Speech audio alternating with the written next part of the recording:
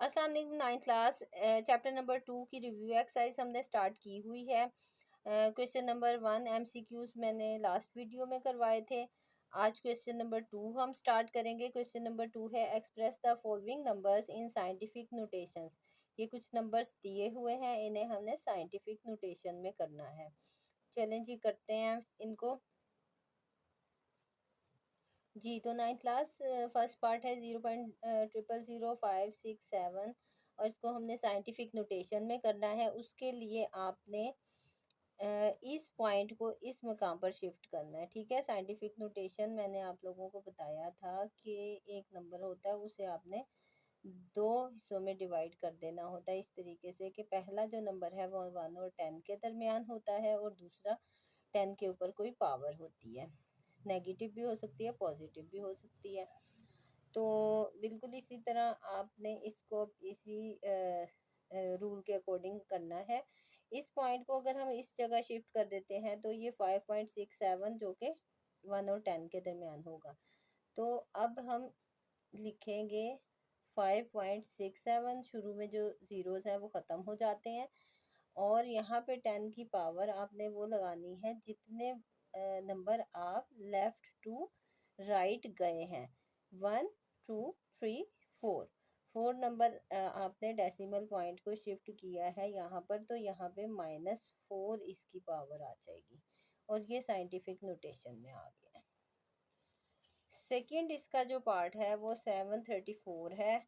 अब 734 को अगर हम देखते हैं कि जो वो फर्स्ट वाला नंबर है वो 1 और 10 के दरमियान होना चाहिए और 10 की कोई पावर होनी चाहिए। तो इसको अगर हम देखें तो यहाँ अगर हमारे पास पॉइंट आ जाए तो ये वाला ये जो शर्त है इनकी पूरी हो जाएगी। तो हम उसके लिए क्या करेंगे, हमने यहाँ पे पॉइंट लगाना है और 10 की पावर आपने देखना है कि उसके बाद कितने नंबर हैं, 1 2, तो यहाँ पर इसकी पावर आ जाएगी 2।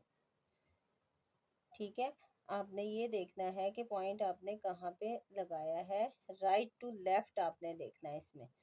और आपने कंसीडर कर लेना है कि पॉइंट यहाँ पर है, लेकिन इस नंबर में है ही नहीं पॉइंट, तो आपने ये कंसीडर कर लेना होता है कि फ़र्ज़ करें कि यहाँ पे पॉइंट है और हमने यहाँ से यहाँ शिफ्ट किया है, मतलब राइट टू लेफ्ट आप कितना गए हैं, 2 नंबर पीछे गए हैं, तो यहाँ पे 2 इसलिए इसकी पावर आती है। थर्ड पार्ट है जी 0.33 मल्टीप्लाइड बाई 10⁻3। इसमें बेटा पहला नंबर दिया हुआ है लेकिन थोड़ा सा उसमें काम है, क्योंकि यहाँ पे जो फर्स्ट वाला नंबर है वो होना चाहिए 1 और 10 के दरमियान और यहाँ 10 की कोई पावर होनी चाहिए। तो 10 की पावर तो है लेकिन यहाँ पे कुछ खराबी है, ये 1 और 10 के दरमियान नहीं है बल्कि उससे छोटा है, 1 से छोटा नंबर है। तो अगर ये पॉइंट हम इस जगह शिफ्ट कर दें तो फिर शर्त पूरी होती है। तो अगर मैं यहाँ पर पॉइंट को इधर से इधर शिफ्ट करूँ तो 10 की पावर ये जो 3 है, हम एक नंबर पीछे गए हैं तो 1 माइनस किया जाएगा इसमें से और इस तरह से ये आ जाएगा 10⁻2 और यही इसकी साइंटिफिक नोटेशन है। जी, तो क्वेश्चन नंबर 3 करते हैं, express the following numbers in ordinary notation. अब हमने इन क्वेश्चंस को ऑर्डिनरी नोटेशन में करना है, ये साइंटिफिक में दिए हुए हैं, हमने इन्हें ऑर्डिनरी नोटेशन में कन्वर्ट करना है। जी, तो 9th क्लास ये 2.6 मल्टीप्लाइड बाय 10⁻³ है, फर्स्ट पार्ट क्वेश्चन नंबर 3 का। अब इसमें हमने इसको ऑर्डिनरी नोटेशन में कन्वर्ट करना है। उसके लिए आप इसका पॉइंट हटाएं, पॉइंट का लगेगा 1, उसके बाद एक नंबर है तो एक ज़ीरो लगेगा, मल्टीप्लाइड बाय 10⁻³ है, इट मीन्स के 10 के 3 ज़ीरोज़। आपने यहाँ पर 3 ज़ीरोज़ लगाने हैं, जितनी पावर होती है उतने ज़ीरोज़ लगा देने होते हैं। यहाँ पे आपने इसको एक ज़ीरो कट गया, 100 बचा, 26 को मल्टीप्लाई करेंगे 100 के साथ, 26 1 ज़ा 26, 2 ज़ीरो ये 7 आ जाएंगे। ये ऑर्डिनरी नोटेशन में आंसर आ गया। जी, तो बेटा सेकंड पार्ट था इसका 8.794 मल्टीप्लाइड बाय 10⁻⁻⁴ हमने इसको सॉल्व करना है। इसको सॉल्व करने के लिए आप क्या करें, आप पॉइंट हटाएं, पॉइंट के बाद 1 2 3 3 नंबर्स हैं, 3 ज़ीरो वाला फिगर नीचे आ जाएगा, मल्टीप्लाइड बाय यहाँ 10⁻⁻⁴ है, इसको भी आप ले जाएं, फ्रैक्शन बना दें इसको, मतलब ये यहाँ नीचे जाएगा तो माइनस था और पॉजिटिव हो जाएगा। अच्छा, अब इस यहाँ जो इसकी पावर है 1 2 3 10 रेस्ट पर 3 बन जाएगी, और यहाँ जो 10 रेस्ट पर 4 है, इन दोनों पावर्स को प्लस कर लें। अच्छा, 8794 ओवर 10 रेस्ट पर बन जाएगी 7। ठीक है, इनको हमने प्लस कर लिया, यहाँ 10 रेस्ट पर 7 बन गई। अब हमने क्या करना है, अब हमने ये करना है कि यहाँ पर जितने नीचे जीरो जितनी बार थी उतने जीरो बढ़ा देने, 1 2 3 4 5 6 7। ठीक है, 1 के साथ 7 जीरोस लगा दिया, और ऊपर जो वैल्यू थी वो एज इट इज।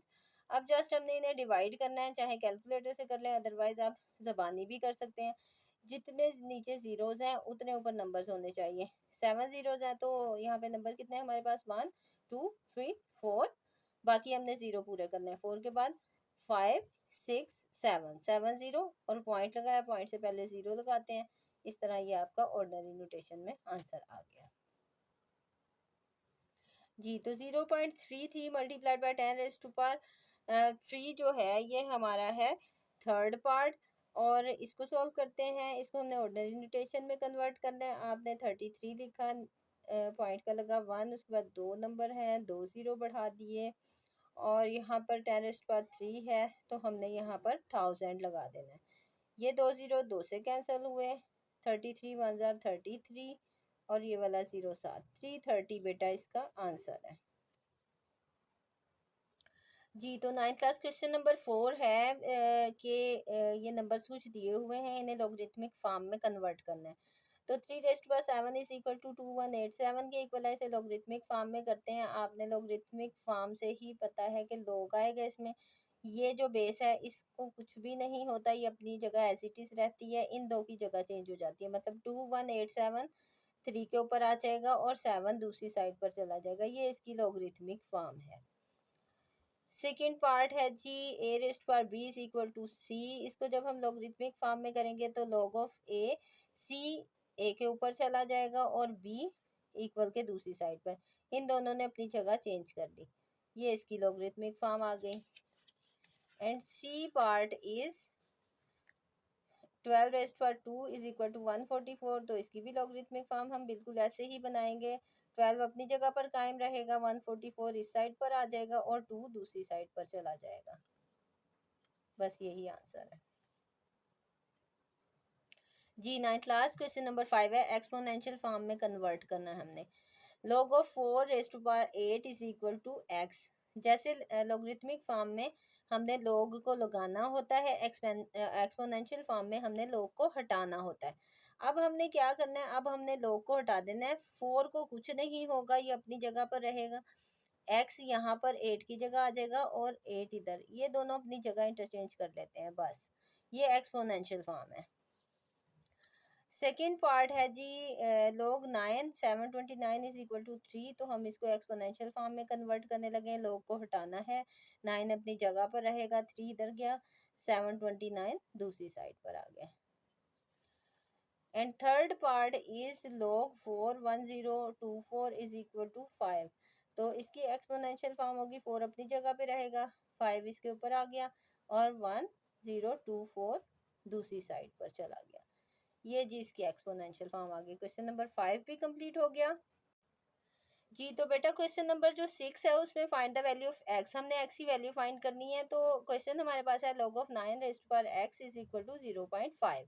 तो हमने क्या करना है, सबसे पहले हमने इसको एक्सपोनेंशियल फॉर्म में कन्वर्ट कर देना है। इसका log हट जाएगा और 9 अपनी जगह पर कायम रहेगा, एक्स दूसरी साइड पर चला गया और जो 0.5 था इसके ऊपर आ गया। अब आपने ये करना है कि 9 के फैक्टर बना लेने हैं। 9 अगर 3 का स्केयर हो तो 9 के इक्वल होता है, और ये जो 5 था 0.5 था, इसको आपने 5/10 कर लेना है।